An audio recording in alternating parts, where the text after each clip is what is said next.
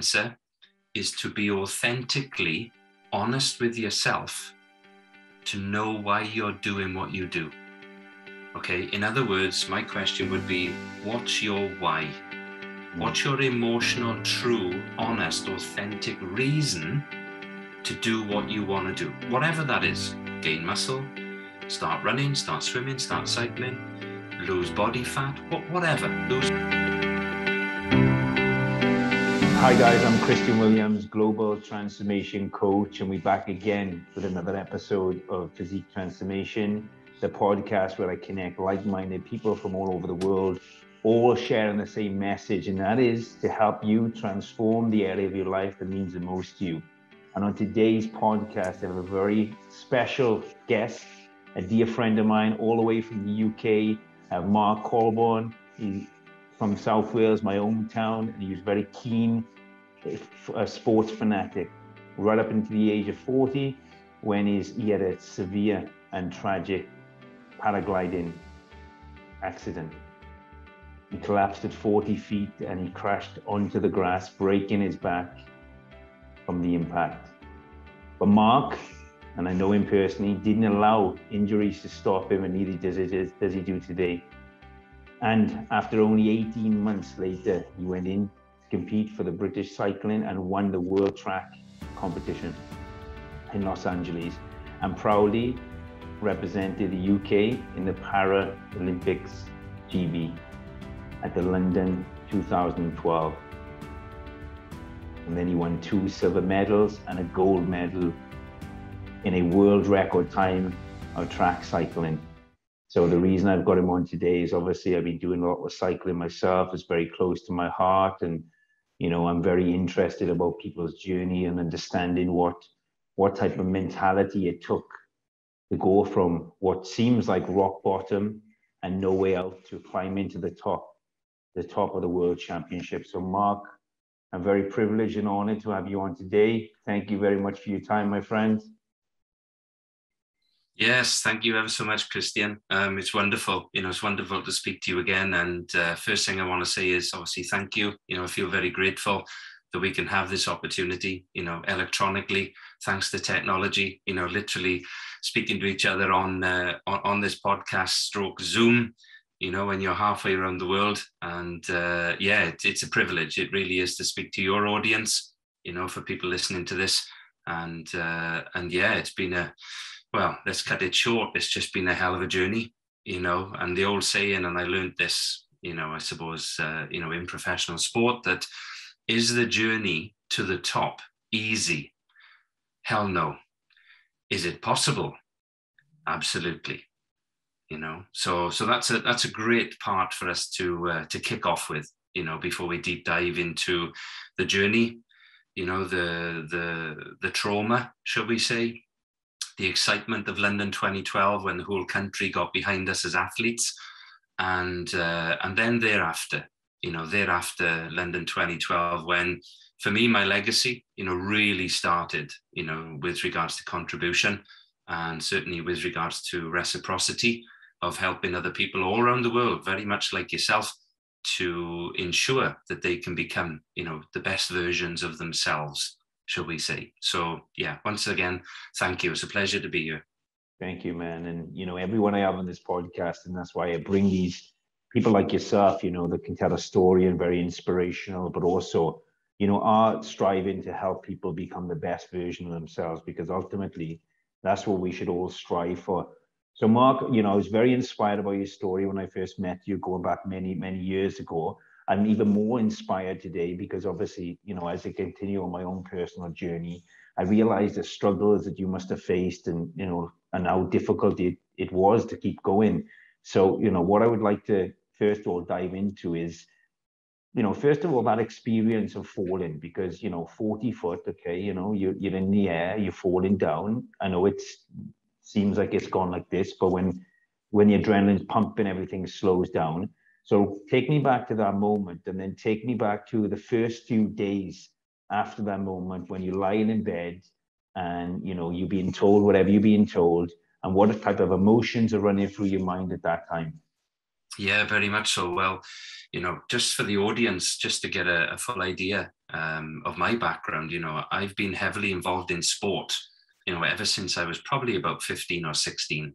So for that 24, 25-year period, I raced triathlon, I was a keen rock climber, participated in lots of different sports. And I guess I was, what's the right word? I'm going to use the word obsessed, with health and well-being. I never wanted to be overweight. I always wanted to be fit, strong, have that positive mindset. And it all just came naturally. It all came naturally. I didn't have to practice. I didn't have to think about it. It was almost just in my DNA, shall we say. And then at the age of 40, in 2009, I was a paragliding pilot. I was working in South Wales. I worked in corporate. I had a nice job and a company car. And I was just a normal guy from a normal background, And I think at that time, I was just enjoying my life like anybody else, And that afternoon when I was flying, as you quite rightly said, 40 feet above the ground, unfortunately, I flew into what they call a crosswind. My canopy collapsed, complete freak of nature, just in the wrong place at the wrong time. And as the canopy collapsed, I'm 40 feet above the ground, above the grass. And within, 2 seconds, I'd gone from being 40 feet above the ground to literally hitting the ground, feet first, thankfully, because if I'd landed on my bottom or landed on my backside, then the pressure would have gone up through my spine and probably killed me instantly, But thankfully, when I landed on the grass and I hit the grass with my feet, the strength of my legs, the strength and the power of my fitness almost stopped me, compressing to the point where, it could have been much, much worse. And lo and behold, didn't realize when I hit the floor, I'd obviously snapped my back. I broke my back at T12. I had a huge thoracic fracture from the compression.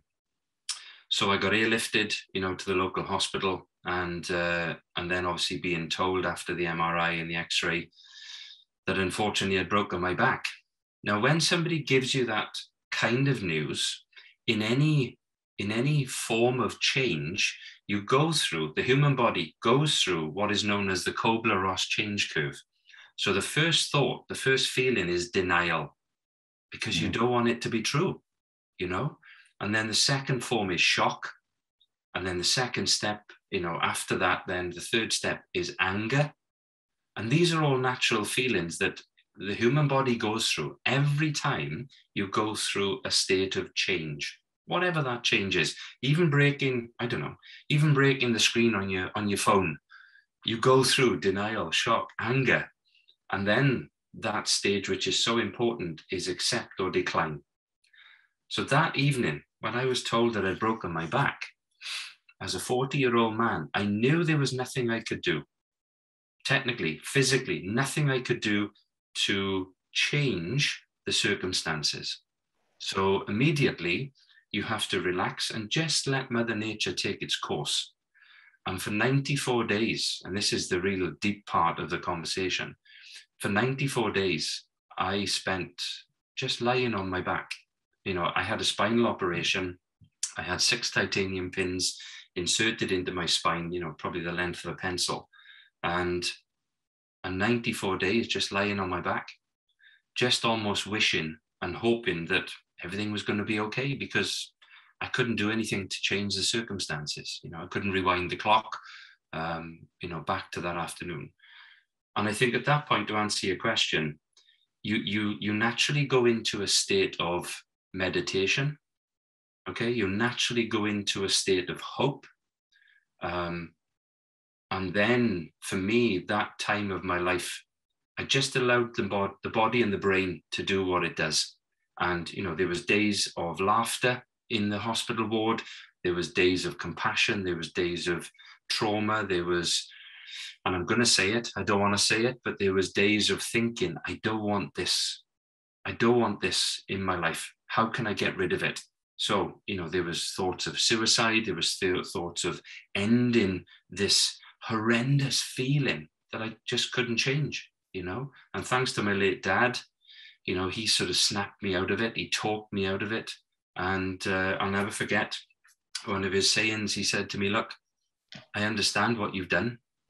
We know you can't change it, but just remember who you are. Remember, you're a winner. You're going to get through this, okay? You're going to get through this. You've never given up on anything in your life, ever. Why would you want to give up now? Just because of this accident, you know?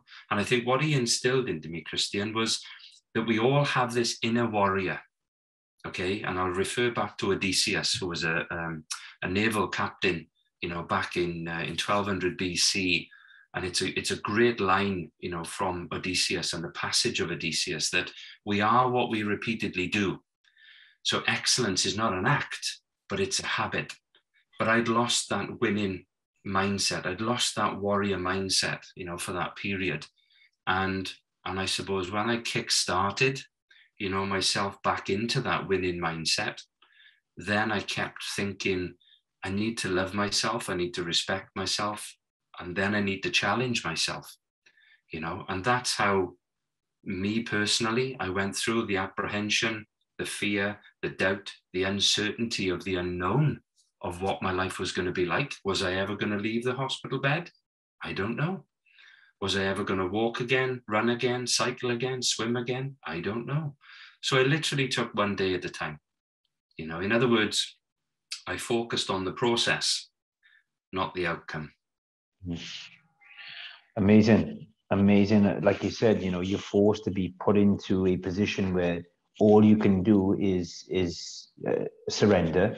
And a lot of religions, a lot of spiritual teachings talk about surrendering and acceptance. It is what it is. You have to just surrender and, you know, let the body, the mind do what it naturally does. And also come to peace with it, because it's either you come to peace with it or you kill yourself, because that is the reality of the situation. You know, so these 90 days in hospital, what was the type of like therapy that was going on from the care of the doctors? Was it leading by your outcome based decisions in progression, or was it just a type of strategy? Yeah, so if you think of the stages of rehabilitation, okay, the first stage is balance. And what I mean by balance is allowing the body to be comfortable, to be in a place where it can start to repair when it's ready. Okay, when it's ready. You cannot force Mother Nature. You have to allow your cells, your blood pressure, your energy levels, your sleep, your overall wellness, your optimum health. Even though I was injured, I had to allow the optimum health to rebalance because, you know, crikey, I'd just gone through a massive trauma, a huge trauma, you know. So when the doctors and the nurses obviously felt that my body was then ready to then be lifted, you know, by a hoist out of the bed, to then stand me up. This was the first thing, to stand me up for the first time in 94 days. And I'll never forget that feeling was a feeling of disorientation, because remember, you know, my blood pressure was all over the place. My heart rate had gone up from, I don't know, 60 to like 90 in a space of 5 minutes for the first time in 94 days. So when they stand you up and then they balance you, same again, allow the body to balance, allow the body to do what it does naturally. And the only thing I had to do was breathe. That was it. I just had to stand up and breathe just to allow the body to rebalance. And then I was given a walking frame, you know, literally with leg braces and ankle braces, to literally start to get the muscle memory of walking into my body. Once again, I had to subconsciously think about planting one foot in front of the other with the help of the nurses and the doctors, you know. So that period probably lasted for probably about 8 weeks, okay, of just the very small incremental process of getting out of bed with help, standing up with help, using the walking frame with help. And then obviously the same as a baby, the baby starts to learn by doing, you know, that continuous repeat. And then, you know, I was asked to go to the gymnasium to start to walk further, to start to do some exercises, to start to refire the muscle memories, you know. And then I identified with the doctors which parts of my legs did work, which were technically my quads and my hip flexors, and then the parts of my legs that didn't work, which basically are my glutes don't fire through nerve damage, no hamstrings firing, no calves firing, and both feet don't work. So I have no plantar flexion or dorsiflexion in both feet. So imagine trying to walk with just 2 muscle groups instead of 12, 13, 14, So my poor old brain was like, what the hell's going on here? This is a bit weird, but it's retraining the secondary muscles, because the primary muscles, which are your walking muscles, they basically weren't working, So when you start to learn to walk again, if all of the muscles worked, it probably would have been easier and quicker. However, because only probably, 30% of my legs work, I was having to retrain all these muscles to do a new job. Does that make sense? Whereas your quads obviously are just designed to push off, for instance, so you plant and push off. All of a sudden now, they're having to be retrained to step up, push forward, plant down, and move on, So it was quite a strange feeling, So when you go through the change curve, 94 days in bed, depressed, didn't like where I was. I hated the situation. I felt angry. I felt angry because I couldn't change the situation. When I was then hoisted out of bed, I had this euphoric feeling of achievement, of actually thinking, wow, I'm actually now one step towards, I suppose, leaving hospital, which was the objective. But then when you then have to learn to walk again with only 30% of your legs working, you go into that Colbourne change curve again of depression, anger, apprehension, fear, doubt, and uncertainty. So the 6 months I spent in hospital, I went through a hell of a roller coaster of emotions, I really did. And the worst feeling, and I'll share this with you and your listeners, the worst feeling was in the gymnasium. I think it was maybe month 5. And the physiotherapists, obviously, they have to get you to understand your mobility. And what I mean by that is they place a mirror in front of you, like a 2-meter mirror. And they have you to walk towards the mirror, but you have to watch yourself, okay, to see how your coordination is learning to do these actions once again.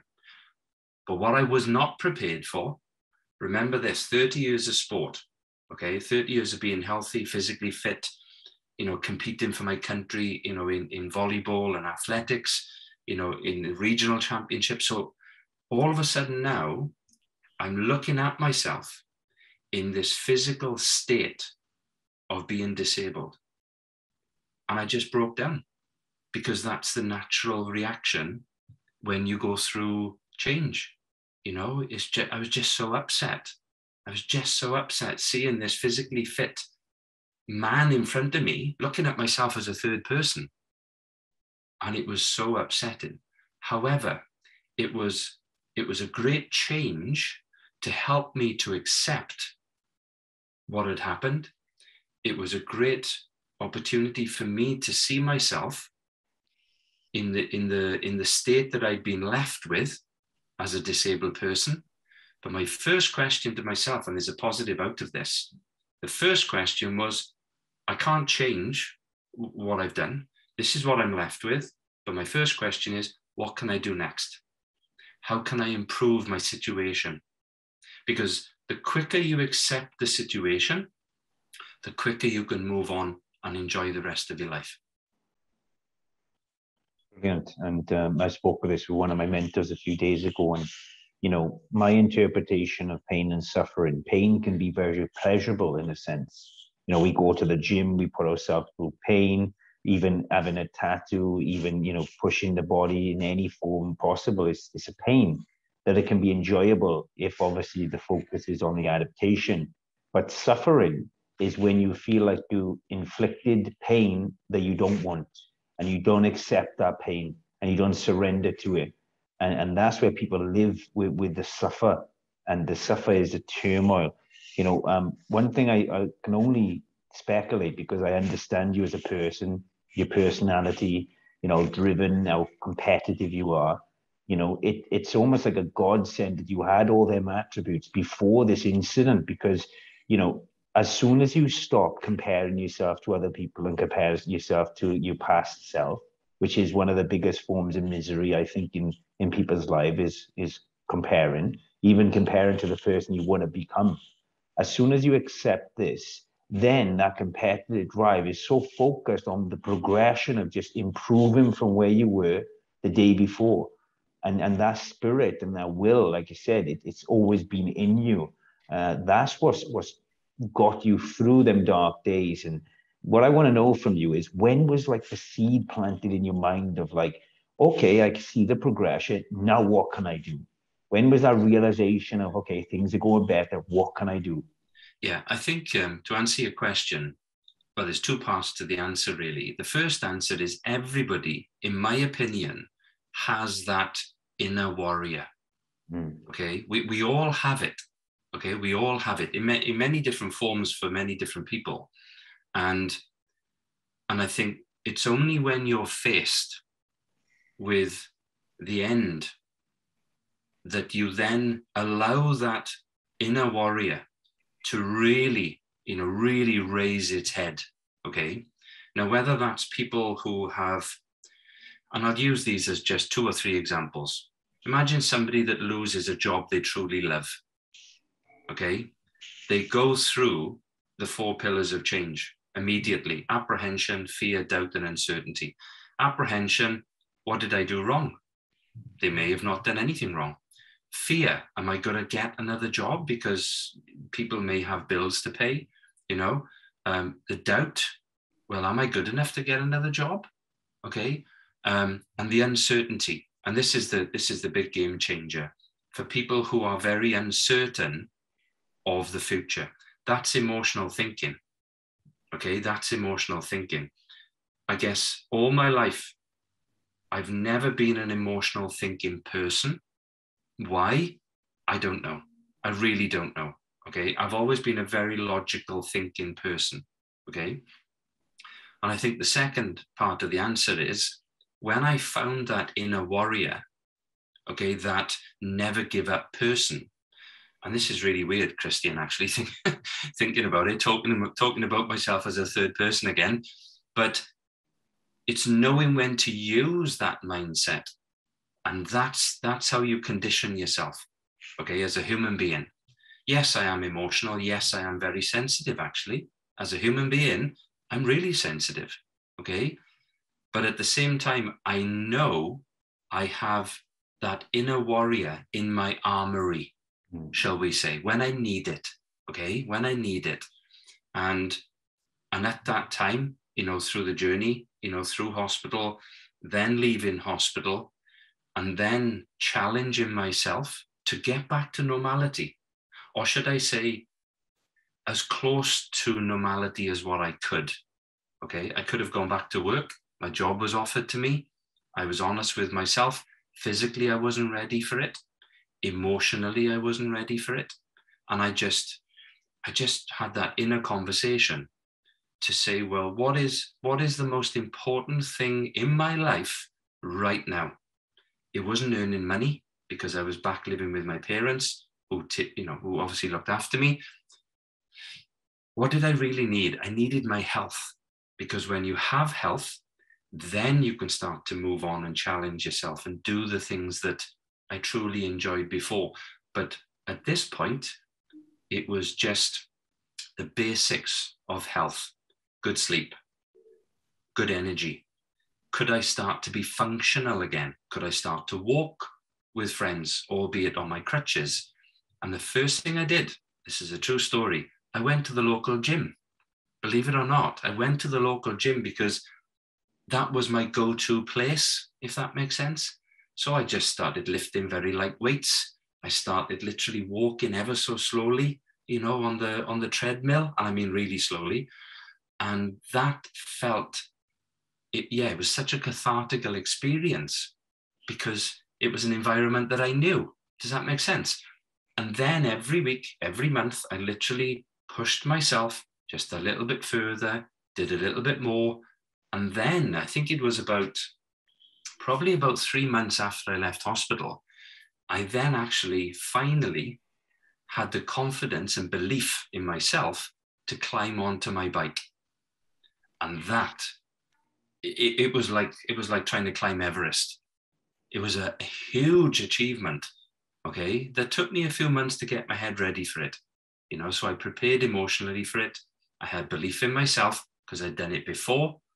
And then it was a case of, okay, I've got to do this because this is a huge step forward to get back to the normality for me for riding a bike, which is something that I really enjoyed, and I knew it would be good for my overall health, and that was the door that opened, for the journey that was that childhood dream to London 2012. Amazing. I love it because I've been thinking this the last couple of weeks, actually.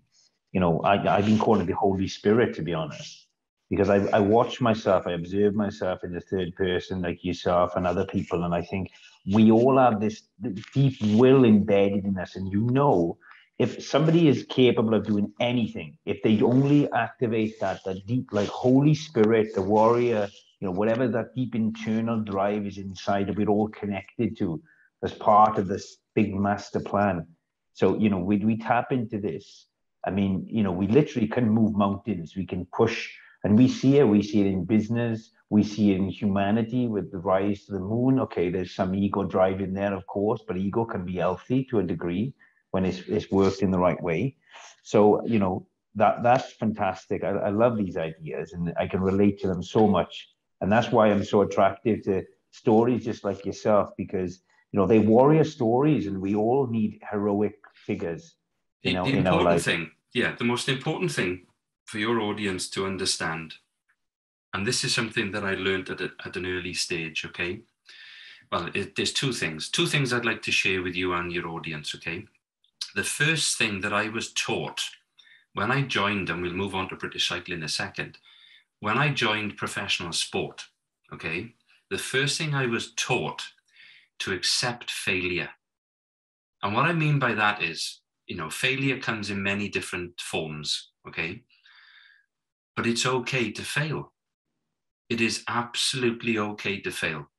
But what is not okay is not to try, because it's your inner voice. And sorry to drop this on your audience, okay? But inside of every person, in their head, there's two of them, okay? There's the physical human, Christian Williams, but internally, there's also your primate voice that was designed and made to keep you safe.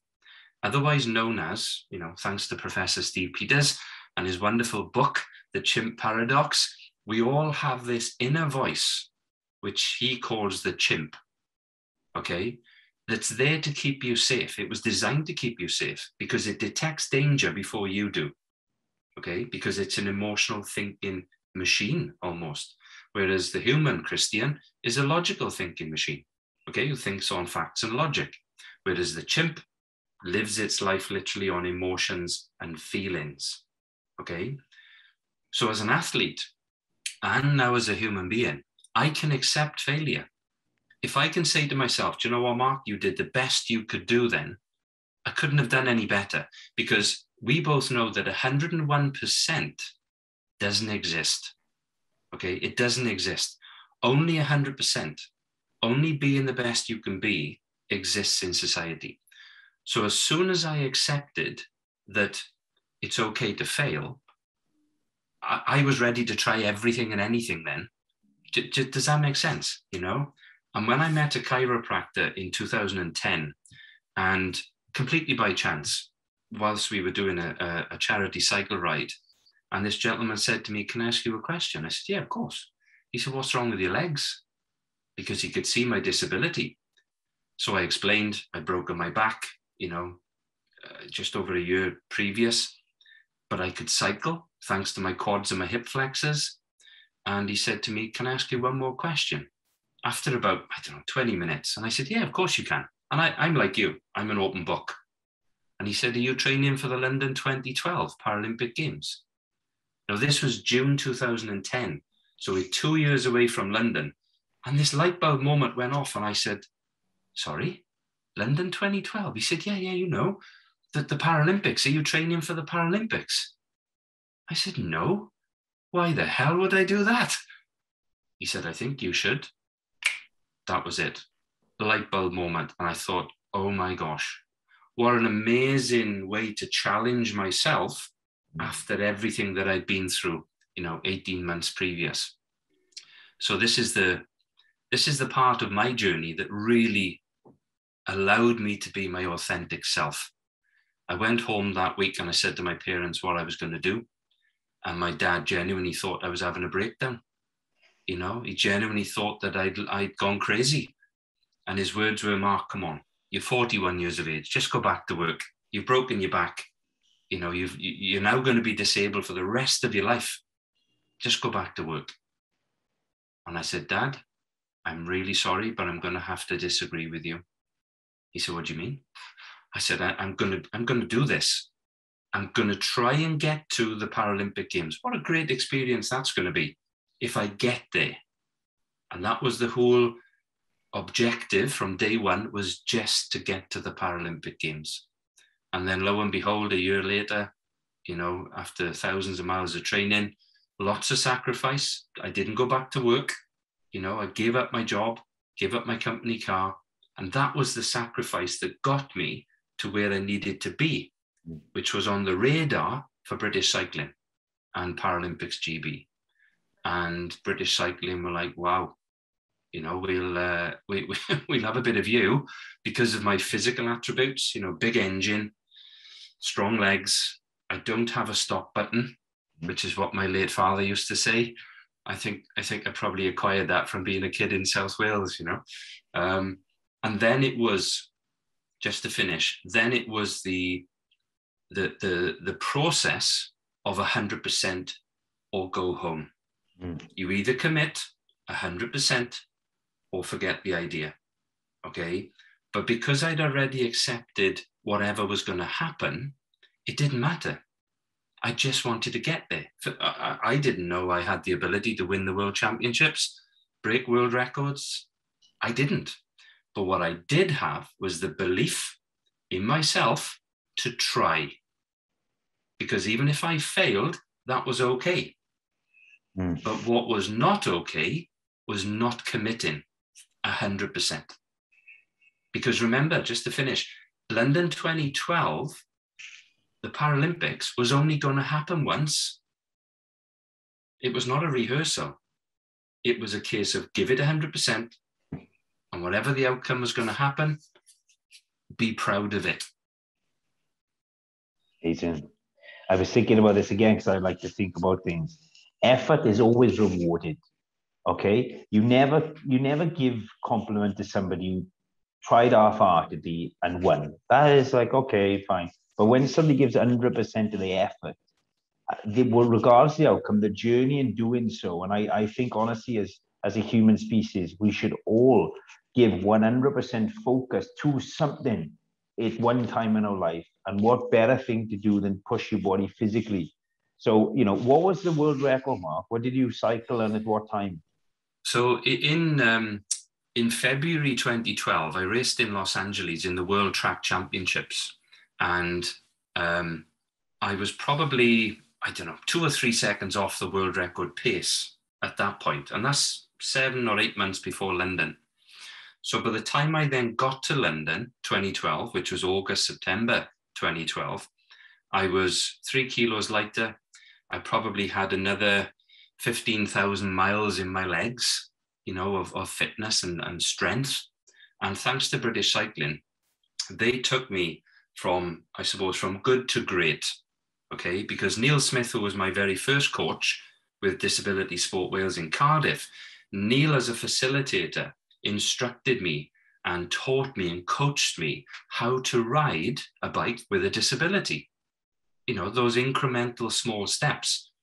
And it was thanks to Neil, who then spoke to British Cycling and said, look, you need to take a look at this guy because he's pretty quick, you know.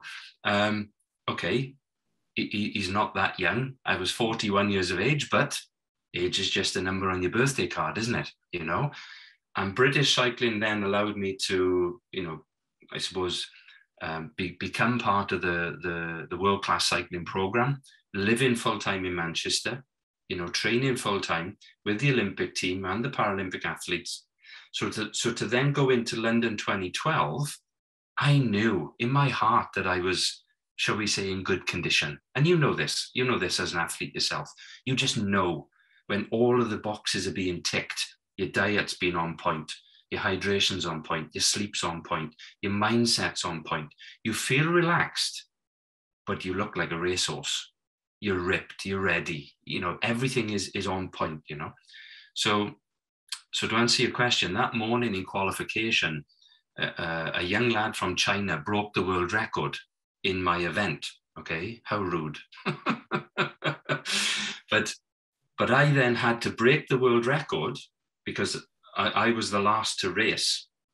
I had to then break the world record just to get into the final. So we set the schedule. It's a 12-lap race on the track. Nearly 7,000 people in the Queen Elizabeth Olympic Velodrome, you know, and the atmosphere, the noise, the heat, I was fired right up. Because remember, the one person that I brought to the Paralympics was the inner warrior. I felt like a gladiator on a bike, Christian. I really did, okay? And I was prepared. I know this is going to sound quite adept, really, but I was prepared to go to the death, okay? Because I'd been there before.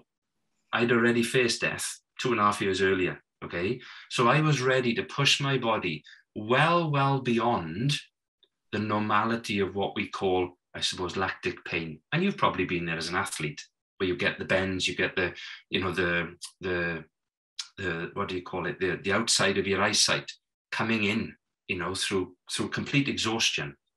And I was prepared to give it everything. So I broke the world record that morning in qualification. And obviously you've got to be drug tested, you know, to ensure that you're clean, which I was, of course I was. And then 4 hours later in the final, I was racing against this young lad from China. And my coach said these words to me, my wonderful coach, a gentleman called Tom Stanton. He said, do you realize that this kid is really quick? You know, he was 18 years younger than me, this rider. He's really fast over 5 or 6 laps. And my only concern, Mark, is that he's going to try and catch you, because if he catches me and he passes me, the race is over. I've lost. And I said, Tom, he's not going to catch me.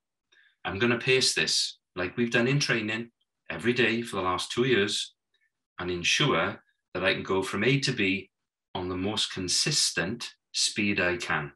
Okay. In other words, focus on the process, not the outcome. Exactly like the mindset in hospital. Focus on the process, you know, the incremental 1%, and don't worry about the outcome, because the outcome will take care of itself. Okay.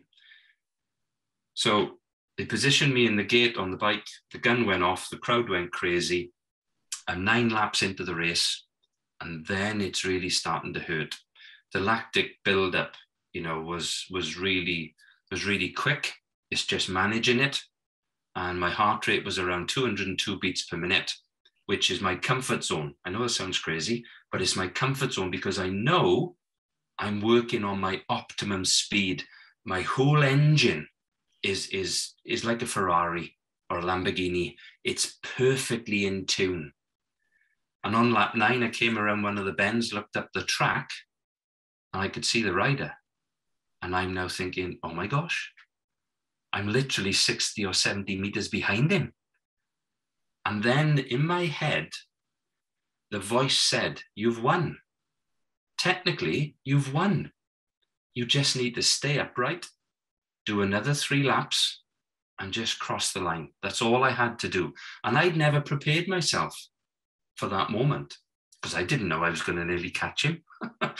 And literally on the very last half a lap, I was about 30 meters behind him. So you can imagine I've crossed the start-finish line. my coach is jumping up and down, going crazy. The crowd, the noise was just incredible. I think they lifted the velodrome roof by about 20 feet, And when I crossed the start-finish line, I looked up at the scoreboard, which is a natural reaction as an athlete. You cross the start-finish line and you look up to see your time, and there was no time. It just said 2 letters, WR, world record. I was like, oh my gosh, I've just broke the world record again. Twice in one day. And it was just repeating the same process as the morning, going through the pain barrier, breathing as deep as you can, and having the confidence, and this is the most important thing to finish on, having the confidence and belief that it's okay to feel that way. Okay, and this as a professional athlete, as a bodybuilder, that pain is okay. It's an okay feeling, because it's not going to last forever. Okay, and it's just managing it until the race is over. So yeah, it was just an incredible cathartical feeling, of knowing in my heart that the journey that had started, albeit 2.5 years previous, it was all worth it. It was all worth it. Oh, I love it, man. It's really inspirational, really. And, it's just a lot of success stories where you find it's a lot of the adversities, struggles, the traumas that people have, they use them to propel them in such way forwards. Obviously, you can propel them in the wrong direction. And, one of the questions I always seem to think is, would that success even have been there if it wasn't from them past experience? And that is the point. Them past experience were part of the journey you live to get to where you got to. And it's beautiful. I have one last question for you, Mark, because I know we're mindful of the time. Obviously, our audience here, what we do at the end of the show always, and we ask our guests, if there's one piece of advice that you can give to anybody that wants to transform their life, what would that be? Oof. One piece of advice. There's probably 2 answers to this. The first answer is to be authentically honest with yourself, to know why you're doing what you do. Okay. In other words, my question would be, what's your why? What's your emotional, true, honest, authentic reason to do what you want to do? Whatever that is. Gain muscle, start running, start swimming, start cycling, lose body fat, whatever, lose weight, I don't know. Okay, I don't know. But the first question, which is quite an in-depth question when you start to evaluate your own personal persona, shall we say. And this is what I call removing the mask. This is removing the mask of being your true self. Don't be what you want others to think you are. Be your true, authentic self. And that takes some time. So ask yourself the question, what is the true, honest, 100% reason why I want to do what I do? Is it a feel-good factor? Is it a sports thing? Is it an optimum health thing? I don't know. But that should be your driver. That should be your go-to place when things get tough. When things get tough. And I think the second thing is to, as I said earlier on, to accept whatever you achieve. Okay? As long as you give it 100%. You cannot achieve your goal and be proud of it if you only give 90%. If I only trained 3 days a week, 4 days a week, would I have achieved my world record and gold medal in the past? What I had to do for that 2.5 year period was to ensure that every day, okay, I gave 100% in what I did, whether that was effort in training, meticulous planning with my diet, my rest, okay? And there's a great saying that I have for you. I don't know whether you've heard this before. Why stand up when you can sit down?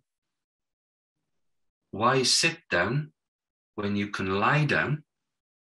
And why stay awake when you can sleep? Because sleep as an athlete, as a professional athlete, is another form of medicine, but natural medicine. Rest, recuperation, sleep. is such a game changer, because think about this, just to finish. You don't get fit when you train. You get fit when you rest, because that's when the magic happens, albeit at a cellular level, you know? So I think it's important for your listeners to understand it's okay to fail, but it's not okay not to try. Give 100% in everything you do, the planning, preparation, lifestyle, mindset, sleep, you know, training, diet, whatever. Be meticulous, almost become obsessed, but in a nice way. Have the wellness to be the best person you can be, and just be nice with it. Have some empathy and perspective to other people in the world. Beautiful, man. I love it. Thank you so much for your time. I really appreciate just to sit down with you again. It's been so many years, and you know, you're saying about, you know, whether this is helpful or not. It's definitely helpful for me. I'm making notes. I listen to these podcasts again. You know, I really do. I drive and I listen to them, and you know, I have no attachment to the views and the likes and so forth. Obviously, we have a team. We're trying to get a message out there.